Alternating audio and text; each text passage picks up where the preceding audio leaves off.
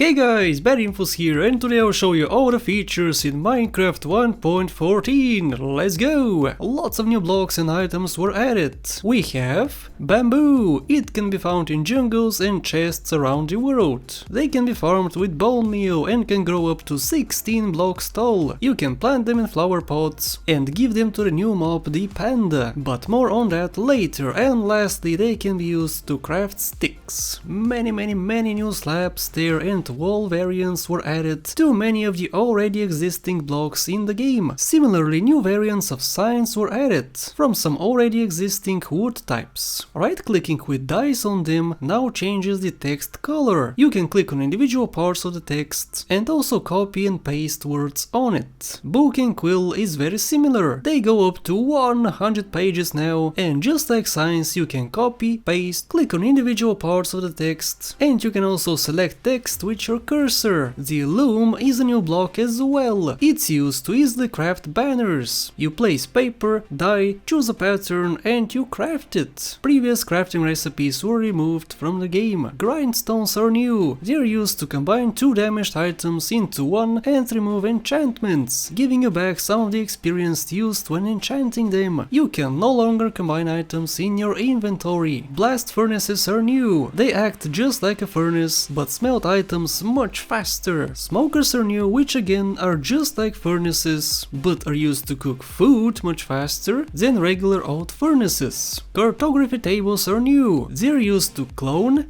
extend and lock maps. Fletching and smithing tables were added, but have no functionality. Stone cutters are new. They're used to craft various stone items such as stairs, slabs and more. Stone cutters use less resources when crafting the items. Lecterns are new. You can place books on them. Many people on servers can read from the same book at once. And finally, the block itself emits a redstone signal when a page is changed. New type of flowers were added. A cornflower, which appears in plain biomes, a lily of the valley, which appears in forest biomes, and the final one is a wither rose, which can be dropped or planted from any undead mob being killed by the wither. The flower inflicts 1 second of the wither status effect to players and mobs around it. Another new item is the crossbow. It's similar to a bow and can be used as a weapon. Hold to charge and click to fire. You can charge it and store it charged in the inventory for later use. You can also use fireworks with the crossbow. 3 new enchantments were added specifically for the crossbow. They are multi-shot, which fires 3 arrows, quick charge, which obviously makes the reload speed faster, and lastly piercing, which makes arrow pierce through mobs. Suspicious stew is a new food item. It can be found in shipwreck chests, but can also be crafted with mushrooms, a bow and flowers. Each flower gives a different effect. Barrels are new blocks which act just like chests do. Bells were added. They spawn naturally in villages. When ringing a bell, the villagers in the surrounding area get highlighted. Scaffolding is a new craftable block. You can stay inside of the block and go up and down. Right-clicking on it with scaffolding in your hand will place more of it depending on which side of the block you click. Lanterns are new light sources. They can be placed on top and below blocks. Sweet berry bushes were added. They are found in taiga and snowy taiga-like biomes. They drop berries, which can be eaten. Walking through them slows down your movement and can also damage you and mobs alike. Campfires were added, the best addition to this whole update. They can be used to cook food and are also a decorative block. Campfires generate constant smoke, which becomes bigger when you place a hay bale underneath it. A composter is a new block. It's basically a trash can where you can drop many useless items. In turn, you get bone meal back. Leather horse armor was added. It can be dyed just like the player leather armor can. Note blocks now have different sounds when placed on an iron block, soul sand, pumpkin, emerald block, glowstone and hay bale. Oh man, 2 pages into the script and I have only talked about block addition. Holy crap, let's move on. That's it for the new blocks and items. Now let me show you the new mobs in the game and the changes to existing ones. The first new addition is called a Ravager. He's a big fat boy and deals a lot of damage.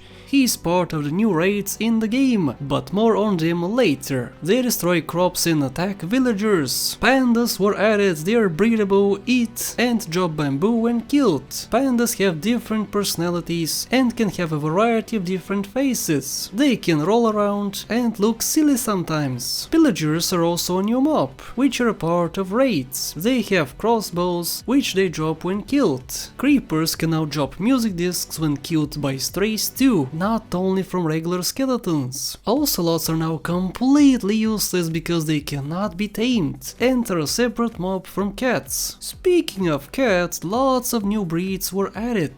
They can also now spawn naturally in villages. Stray cats can be tamed. Cats can sleep on top of players using a bed and give their masters random gifts. You can dye their colors. And lastly, phantoms are afraid of cats. Foxes were added, they sleep during the day and are awake at night. When sleeping they curl up in a ball. Foxes can carry items in their mouth and can also be bred, not tamed unfortunately. They hunt chickens and rabbits and run away from wolves. Brown mushrooms were added.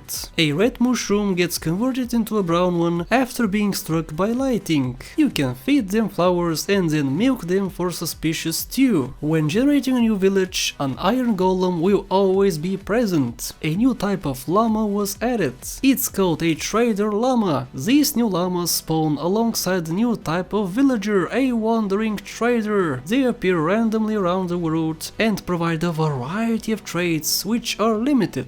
They never refresh. This new mob will drink an invisibility potion at night and milk in the morning to clear the potion effect. Alright, you saw it already, so I might as well talk about it. The trading system was completely reworked. First of all, many new professions were added. The variety is huge. Villagers have different outfits and many more professions, including a new one called the Mason. New biome-specific villagers were added and existing ones were changed quite a bit. Villagers have profession levels. A patch on their belt will change its type the more traits they unlock. Prices for traits depend on how good you are to the villagers. For instance, the more you hurt them, the more expensive they become. Villagers have daily routines and jobs. They sleep in beds during night and use their workstations. Villagers will now show players their traits in their hands if the player is holding certain items which they are trading for. Meetings can occur at the village bell and child villagers run around together. The trading UI was completely changed. Villagers have 5 levels. They level up the more traits you do, indicated by this experience bar. With each level 1 or 2 more traits appear. Available traits are on the left. When you have the necessary items, just click on the item you want and the other items are placed into the slots automatically. Pillager outposts are new structures that spawn around the map. They spawn pillagers and you can locate a chest with loot on top. Alright, it's time to address raids. They are a new occurrence. Raids activate when you get the bad omen effect. Pillagers, Vindicators, Evokers, Witchers and Ravagers are the raiders. The villagers are the targets. The point of this minigame is to see who would survive. Your job is to save your friends from extinction. The way to do it is to fight the enemies. There are waves of enemies you need to complete. So stock up on potions, good armor, weapons and food. Ring the bell to highlight them and go to town. During raids the villagers will run around, sweat and ring the bell in panic. If the villagers win the raid, they'll celebrate with fireworks and gift the player random items. After that, for the next couple days, trades will be discounted and you get the hero of the village status effect. If the raiders win, then again there will be celebrations, only a bit different. That's in short about the raids. There's way too much to cover and I could easily spend 20 minutes on it, but again, this is a short, fast and informative video about all the features. Let's move swiftly on to some general gameplay changes and additions. Blue, brown, black and white dye were added. They are are separate from bone meal, ink sacks, cocoa beans, and lapis lazuli, which can't be used to dye things directly. Shears can be used inside of dispensers to shear sheep. Leaves now sometimes drop sticks. Dead bushes can be used as fuel. Rabbit stew is now a shapeless recipe. On the pulse screen you can find the give feedback and report bugs buttons. Vines can now be climbed without supporting blocks. While sneaking you are now 1.5 blocks tall. By using a trapdoor you can crawl in a 1 block tall space. Invisibility was improved. Now guardians, zombies and illagers will not see invisible players. Spawn eggs for the following mobs were added: